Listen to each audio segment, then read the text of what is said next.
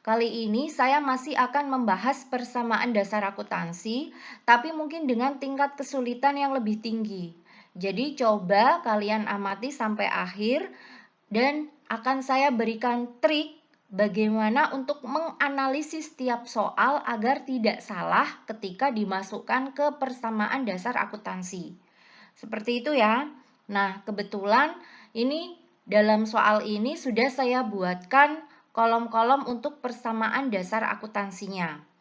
Oh iya, buat kalian persamaan dasar akuntansi itu hanya memuat kolom-kolom untuk harta, utang, dan modal. Jadi tidak ada kolom untuk akun nominal ya. Akun nominal itu beban dan pendapatan. Ini nggak ada nih, beban dan pendapatan nggak ada. Yang ada itu hanya akun real. Akun real itu yang terdiri dari harta, utang, dan modal.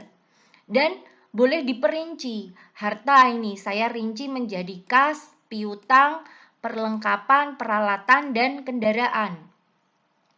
Ini harta terdiri dari 5 kolom. Kebetulan pada kursus bahasa Inggris profesional milik Tuan Raka ini hartanya ada kendaraan. Kendaraan itu kan salah satu bagian dari harta tetap.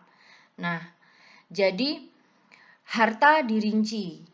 Nah, kemudian kalau misalnya kalian ingin merinci utang, utang dibedakan menjadi dua, ada utang bank dan utang usaha. Ya nggak apa-apa, berarti utang terdiri dari dua kolom.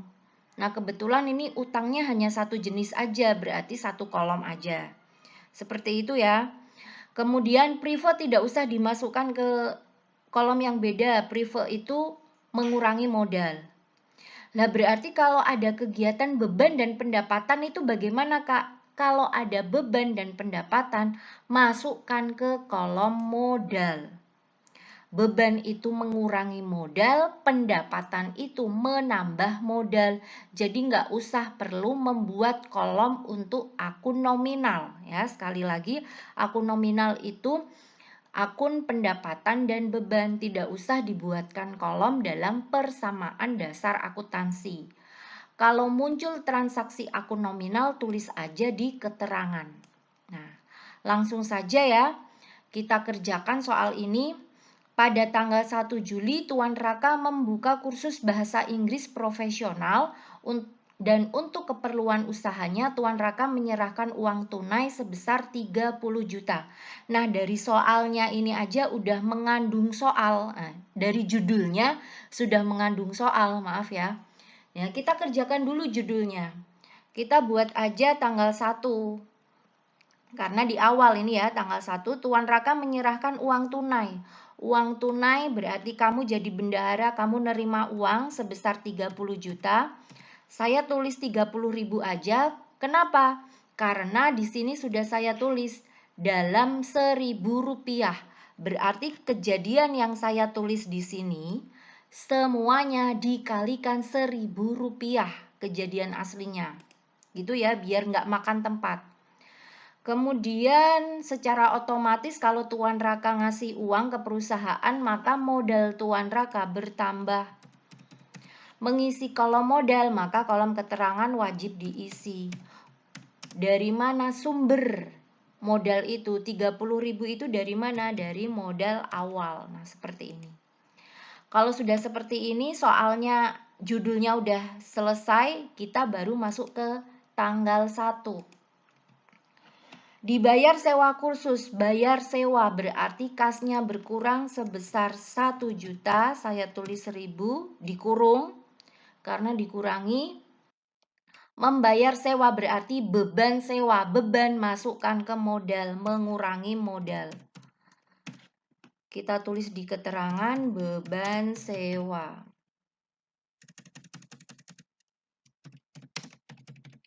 Kalau sudah kita jumlahkan.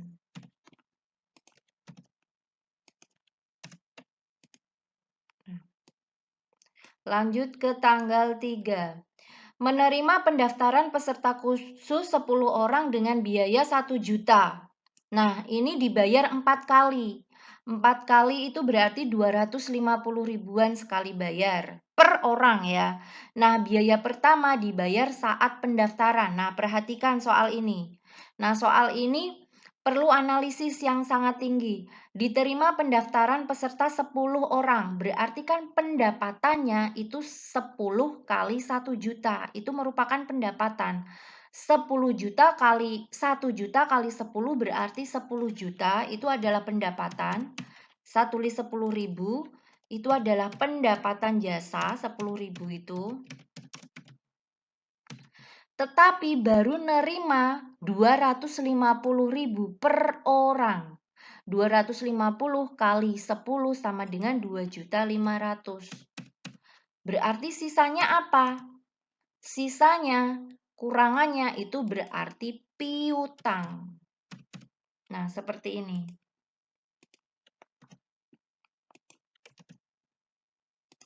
Kita jumlahkan. Nah, jadi ini kan imbang. Harta transaksi tanggal 3 ya. Hartanya 2.500 dan 7.500 berarti 10.000. Utangnya kosong, modalnya 10.000. Imbang, harta harus sama dengan utang ditambah modal. Seperti itu. Nomor 4. Dibeli peralatan kursus 20 juta, peralatan harganya 20 juta, kita tulis di sini. Tapi baru dibayar 5 juta, berarti uang kas cuman keluar 5 juta. Sisanya apa? Kalau harganya 20 juta baru dibayar 5 juta, sisanya berarti utangnya nambah.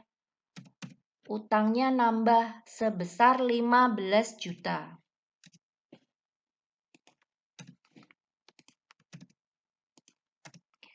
Lanjut ke tanggal 5. Dibeli perlengkapan kursus 3 juta. Tidak ada keterangan ini tunai atau kredit, berarti dianggap tunai. Kalau menemukan soal seperti ini tidak ada keterangan tunai atau kredit, berarti dianggap tunai. Maka kasnya berkurang, perlengkapannya bertambah. Lanjut tanggal 7. Dibayar biaya listrik bulan Juli 700, bayar biaya listrik 700, kasnya berkurang, modalnya berkurang. Untuk apa kok bisa berkurang modalnya? Untuk membayar beban listrik. Nah, jadi kolom keterangan itu hanya berisi 4 hal saja kolom keterangan itu. Berisi modal awal, beban, pendapatan, dan prive. Itu ya. Kalau ngisi kolom keterangan itu hanya berhubungan dengan 4 hal tersebut. Ini hanya untuk memudahkan kalian saja dalam nanti menyusun laporan keuangannya. Lanjut ke tanggal 9. Diterima pendaftaran kursus 10 orang lagi, setiap orangnya bayarnya 500. Kekurangannya dibayar bulan depan. Nah, biaya kursusnya 1 juta per orang. Berarti kalau 10 orang bayarnya 500, berarti nerima uangnya adalah 5 juta. Kan seperti itu. Nah, 5 juta itu padahal biaya kursusnya itu 1 juta. Berarti seharusnya memperoleh pendapatan 10 juta. 1 juta kali 10 orang. 10 juta. 10 juta itu kenapa dimasukkan ke modal? Karena merupakan pendapatan jasa. Nah, ini kan belum imbang. Kasnya 5.000, modalnya 10.000, belum imbang. Apalagi ini masuk ke piutang karena ada pendapatan yang belum diterima. Nah, seperti itu.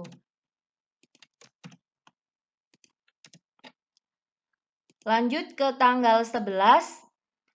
Dibeli tambahan perlengkapan kursus sebesar 2.500.000 baru dibayar 1 juta. Perlengkapannya bertambah 2.500.000. Kemudian baru dibayar 1 juta. Berarti kasnya hanya keluar 1 juta. Berarti sisanya apa nih? Sisanya ya utang. Sebesar berapa utangnya? Sebesar 1.500.000. Nah,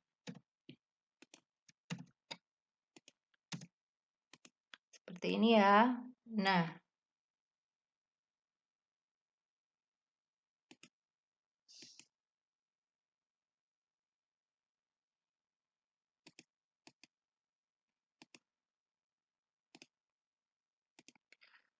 lanjut ke tanggal 12. Dibeli kendaraan operasional 16 juta dengan kredit selama 2 tahun dengan uang muka 5 juta. Membeli kendaraan. Berarti kendaraannya bertambah. Saya tulis di sini 16 juta. Kemudian uang mukanya 5 juta. Berarti kasnya baru keluar 5 juta. Nah, kita kurung 5 juta otomatis mengurangi menjadi minus. Sisanya apa? Perhatikan. Harganya 16 juta baru dibayar 5 juta. Berarti secara logika utangnya nambah 11 juta.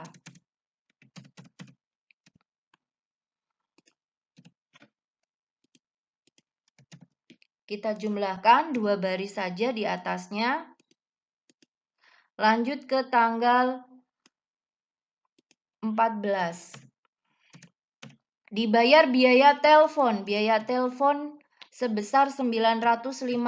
Berarti kasnya berkurang, modalnya juga berkurang. Untuk apa modal kok bisa berkurang? Untuk membayar beban telepon.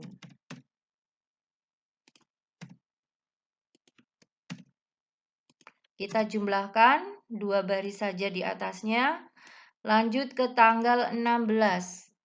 Dibayar cicilan pertama transaksi tanggal 4 Juli. Perhatikan tanggal 4 Juli. 4 Juli itu kegiatan, nah ini tanggal 4 ya.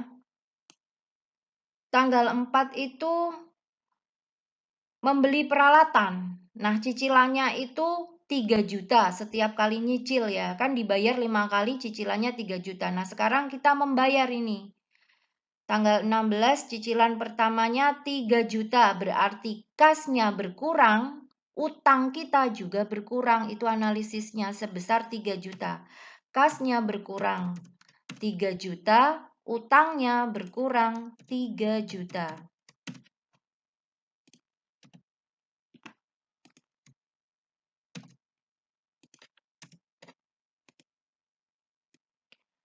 Lanjut ke tanggal 18. Dibayar biaya PDAM bulan Juli sebesar 250.000. Kasnya berkurang karena membayar biaya air, modalnya berkurang. Keterangan harus diisi. Setiap ngisi kolom modal, kolom keterangan diisi. Kalau berkurang itu biasanya kalau nggak beban berarti dia prefer. Nah ini adalah kegiatan beban. Beban air, PDAM itu air ya. Lanjut. Kita jumlahkan dulu.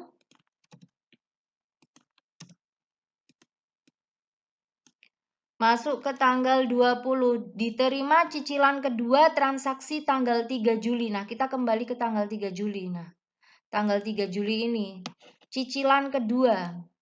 Nah, cicilan pertama tadi kan 2.500.000 ya. Nah, sekarang cicilan kedua. Ini dibayar 4 kali, setiap cicilan itu 250. Ada 10 orang.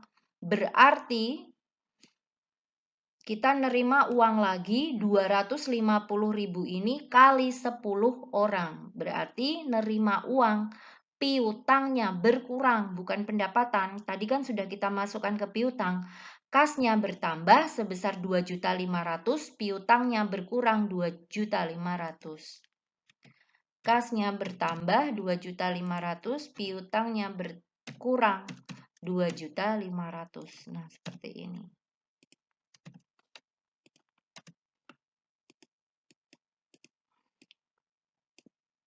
Tanggal 24. Dibayar biaya pengecatan sebesar 1.500.000. Membayar, kasnya berkurang, modalnya juga berkurang. Kenapa modal bisa berkurang? Karena untuk membayar beban pengecatan.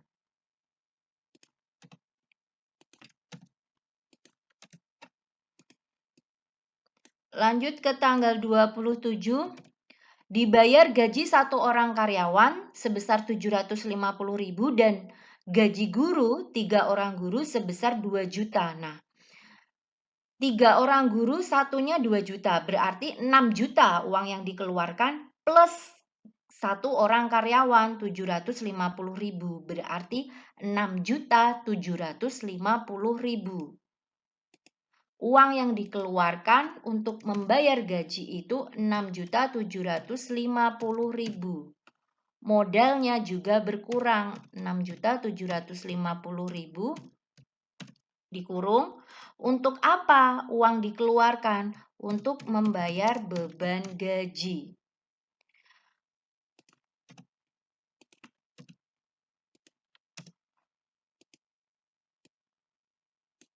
Lanjut ke tanggal 29. Tuan Raka mengambil uang untuk kepentingan pribadinya sebesar 700.000. Nah, kita tulis kasnya berkurang, modalnya berkurang. Untuk apa modal berkurang ini? Bukan untuk beban, tapi untuk prive, pengambilan pribadi pemilik.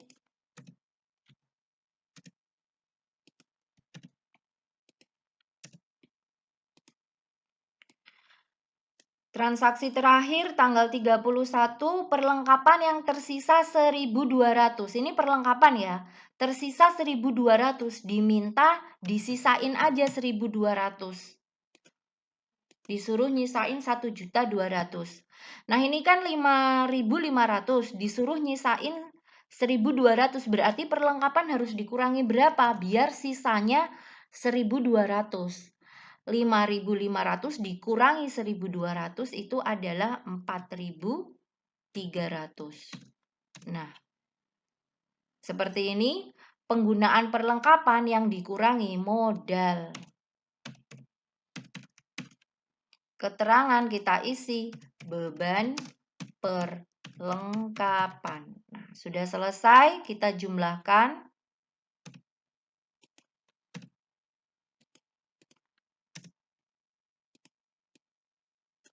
Nah, kita lihat perlengkapan sudah seperti yang diminta, hanya tersisa 1.200 atau setara dengan, karena dikalikan 1.000 setara dengan 1.200.000, sama dengan soal ya. Nah, untuk menguji apakah soal ini yang kita kerjakan itu benar, kita bisa mengujinya dengan rumus keseimbangan harta sama dengan utang ditambah modal. Nah, sama nggak? Harta, perhatikan, hartanya itu ini kas, ditambah piutang, ditambah perlengkapan, ditambah peralatan, ditambah kendaraan, hasilnya adalah 58.350. Sedangkan utang 24.500 ditambah modal 33.850. Nah, hasilnya sama. Berarti kalau seperti ini sudah betul cara pengerjaannya.